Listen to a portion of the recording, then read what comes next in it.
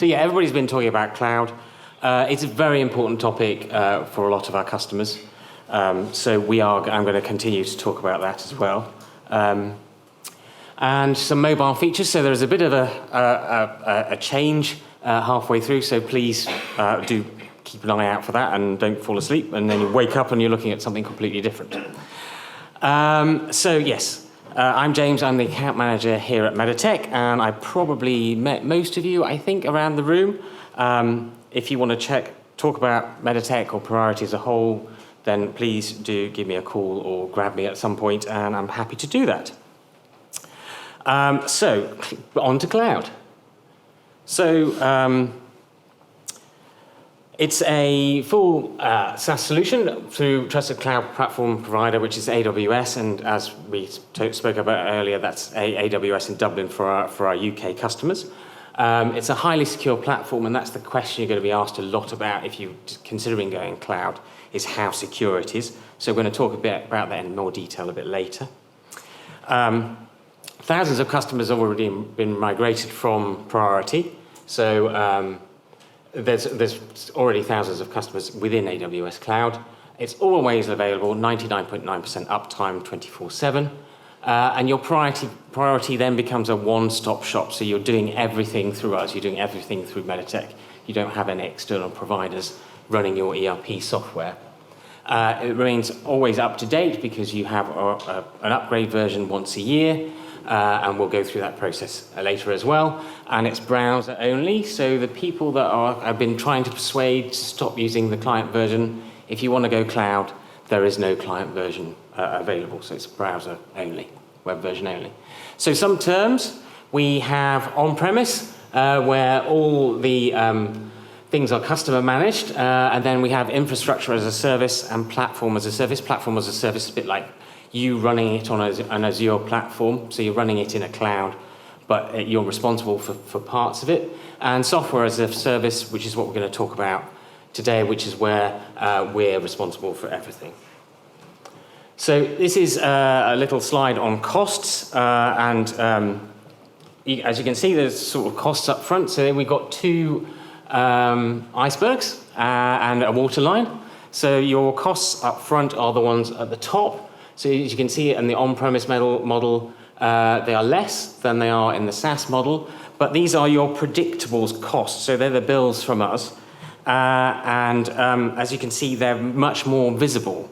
So as an organization, they're more predictable, and it's easier for you to plan financially and see the impact. So if you look at the things on the left, so how you monetize, how you work out how much downtime costs you and performance tuning costs you and the fixes for that and your upgrade security, it's very difficult to track that just for your ERP system. So you can't really tell what costs you've got.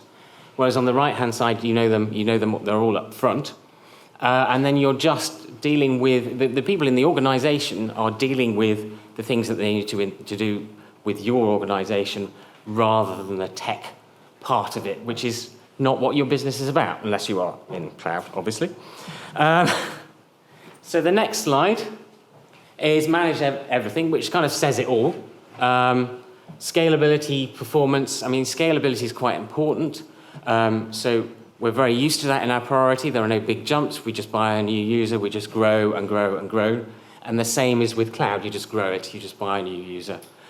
So there are no big jumps in servers. You don't have to go out and buy more memory or anything. There's nothing that it just moves forward with you. Managed high availability and disaster recovery in multi-zone environment. So wherever you are in the world, you get that high availability.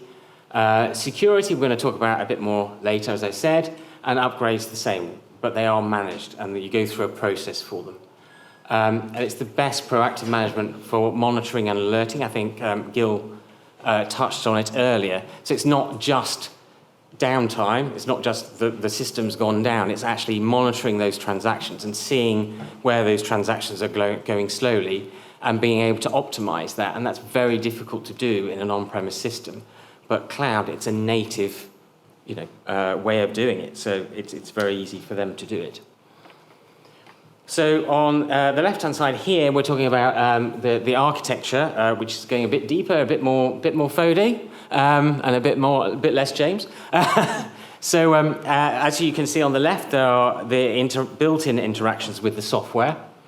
So it's the way the software displays the information in your desktop. If you change to a different browser, how it will display. If you change the size, all that sort of interactive, reactive stuff. And the same with the mobile UI. And then we've got the REST API, which FODE explained, which is talking backwards and forwards. And then on the right-hand side, we've got everything that's user-defined in the software. There's the stuff, the powerful tools that make Priority special and enhance the functionality. They're all still there. The standard business logic, the BPMs, the business rules, Priority Pro, which is talking about the mobile app and the SDK. And that's all still in there. It still continues. It's still the same. So security. Ooh, I pressed the wrong button there. There we go. Oh, I got it back. Headlines. Okay, so we've got access from any place, from anywhere in the world, as I said. 24/7 uptime, 99.9%. Backup and disaster recovery is all taken care of for you. You don't have to do that yourself anymore, as you do when you're on premise. And the user experience and UI is the web interface, and it's a development according to the web interface method. So integration with external systems, which is talking in and out. So as we spoke about earlier, the ODPC is getting information out of the software, so you can do reporting on the data, so you can look at the data and slice and dice that as you would like. Then there's REST APIs and file APIs, which is just similar information but in file format or individual item format. And the Web SDK, which is making the amendments to the software, which is what FODE was talking about. And they interact with each other, and it goes through all the integrity checks and actions as defined in the form triggers. And what that really means is we do everything in the front. There's no background messing anything about. It's all up front. It's all done in the priority way, which means it all moves forward. Nobody's messing around in the back end of it. So, security and privacy, I said twice we would get to it. SOC 1 Type 2, this stands for Security Operations Center Report. It was an audit report done by Ernst & Young or EY for Priority this year. And Type 1 differs from Type 2. So Type 1 is a snapshot to say that you've verified the company's security controls, the cloud permissions, the encryption protocol types. Type 2 is an audit over time. So what Priority have done is proved over time to Ernst & Young that they're able to maintain this. We've got ISO 27001, which many of my customers talk to me about. And also the external identity module will link with all the main third-party authorization services. It's one of another question I always get asked, will it link to this MFA or whatever? And it will, because they all use OpenID Connect. And on the SaaS model, this is currently free for a limited period of time, so you can try it out and make sure it's okay for you and your users. So the upgrade process, you've got one upgrade per year.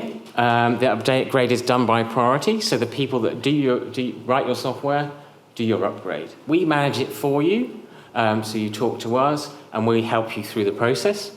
You're given notice on the planned date, and then a test environment is provisioned 30 days before the production upgrade, so it gives you 30 days to test it.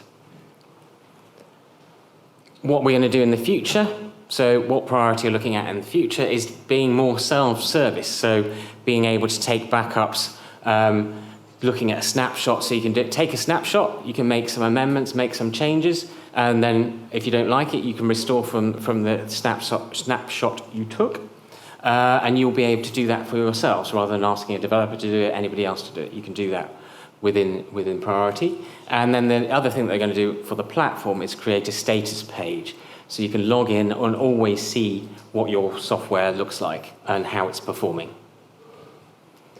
So you've decided to go cloud. How are we going to do this for you? So if any of you have done an upgrade with Tim Poland, it's a very similar process. and we'll help you through this. So you'll be dealing with us. There'll be a pre-migration stage where we'll analyze, and I'll talk about that in a bit more detail in a second. There's a project scope and some expectation management, which is who's going to do what in this process, who's going to be responsible for what, and we define that up front.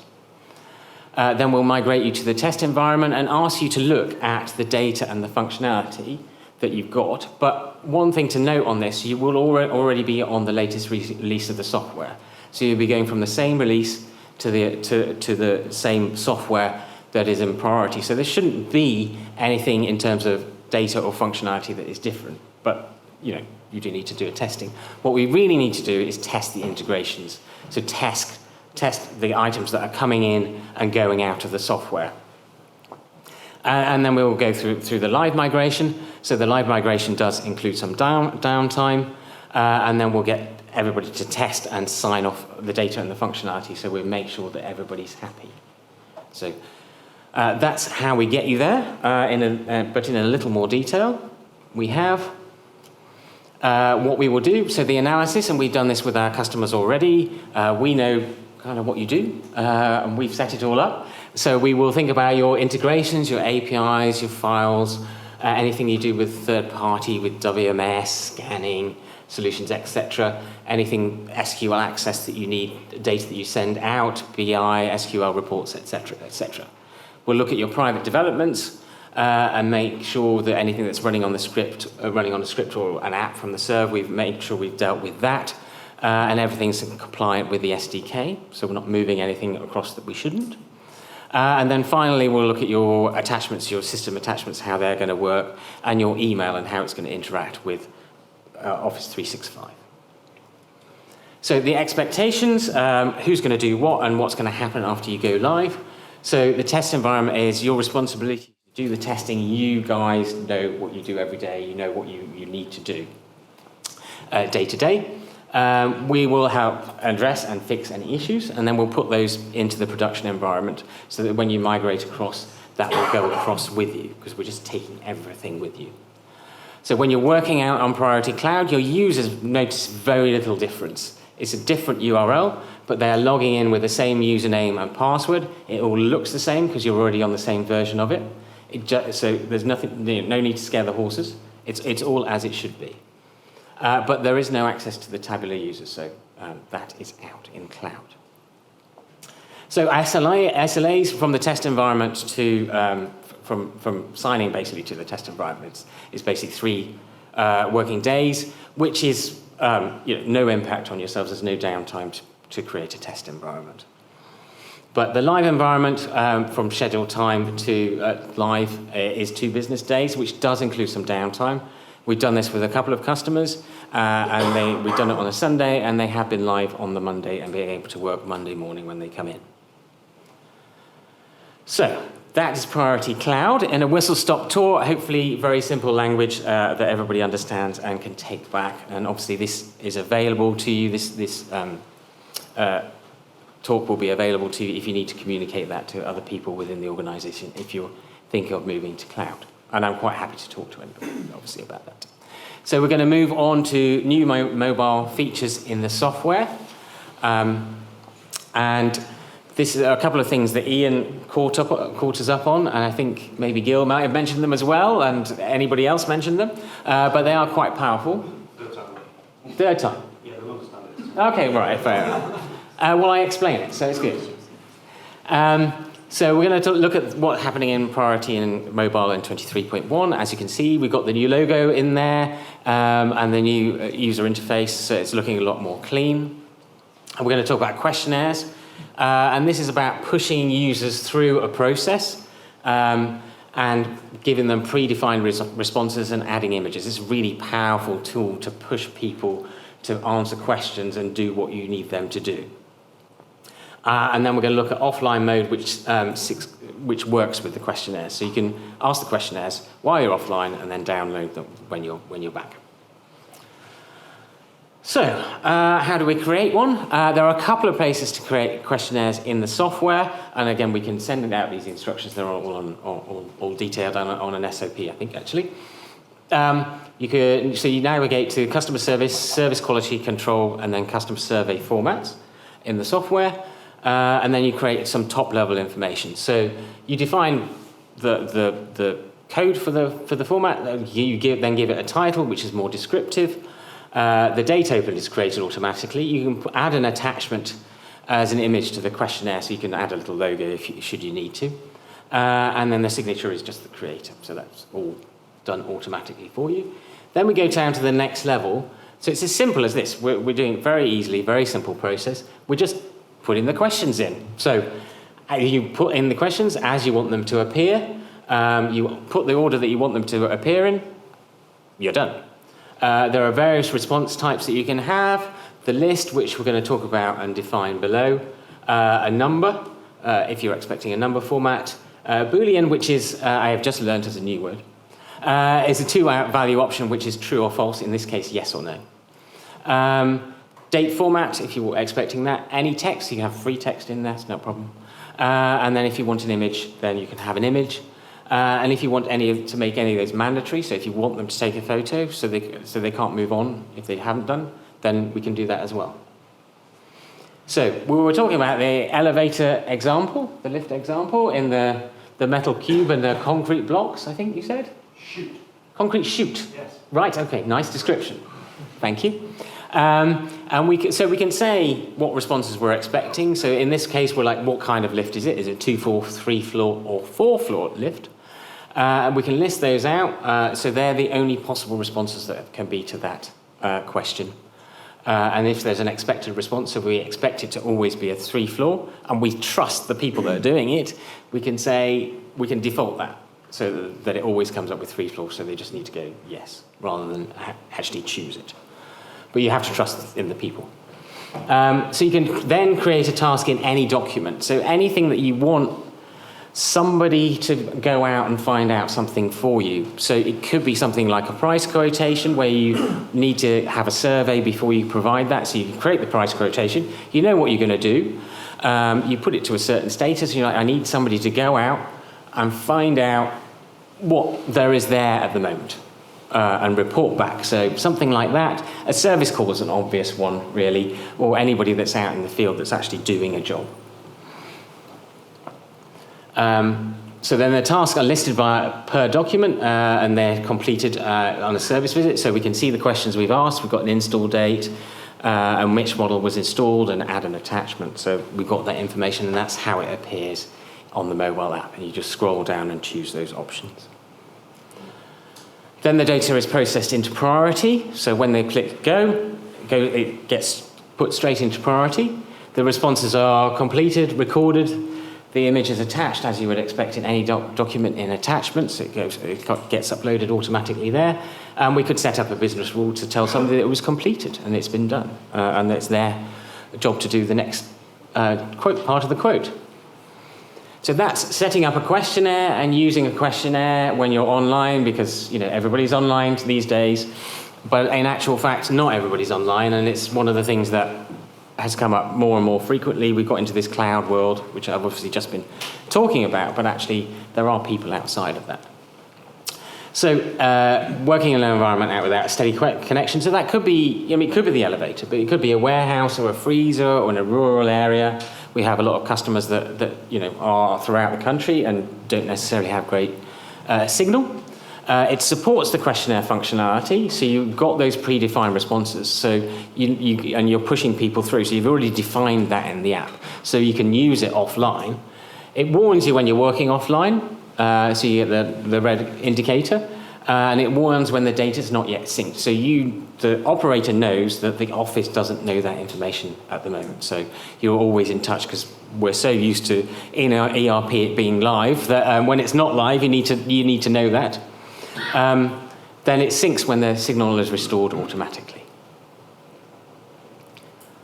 So thank you for listening. As it says, there'll be a Q&A session at the end of the day if you want any further questions, or if you just want to chat to me about Priority or whatever, then just grab me at any point. And I will hand you back to Fode, who's going to introduce the next person. Yeah.